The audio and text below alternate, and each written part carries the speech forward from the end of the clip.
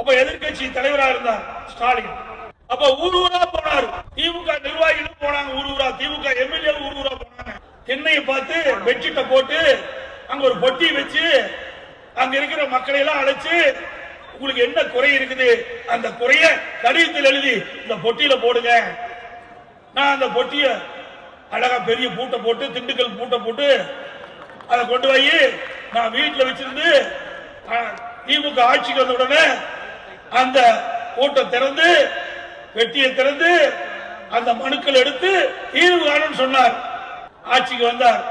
மக்கள் அவருடைய கோரிக்கையை ஏற்று தங்களுடைய பிரச்சனைகள் எல்லாம் கடிதத்தை எழுதி அந்த பெட்டியில போட்ட அந்த மனு என்ன ஆச்சு? ஒண்ணுமே காணோம்.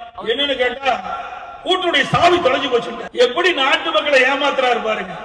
எதிர்கட்சியா இருக்கின்ற பொழுது மக்களை கவர்ச்சிகரமாக பேசி அந்த மக்களுடைய பிரச்சனை என்ன என்பதை கடிதம் மூலமாக எழுதி பெட்டியிலே ஓடுங்கள். ஆட்சிக்கு வந்த பிறகு பெட்டியை திறந்து அந்த மனுக்களை நாங்கள் பரிசீலனை செய்து நிறைவேற்றும் என்று சொன்னீங்க. என்ன நிறைவேற்றி கொடுத்தீங்க? அப்படியே தானே மக்களுடைய பிரச்சனை இருந்துட்டு இருக்குது. எந்த பிரச்சனையும் தீர்க்கலையே.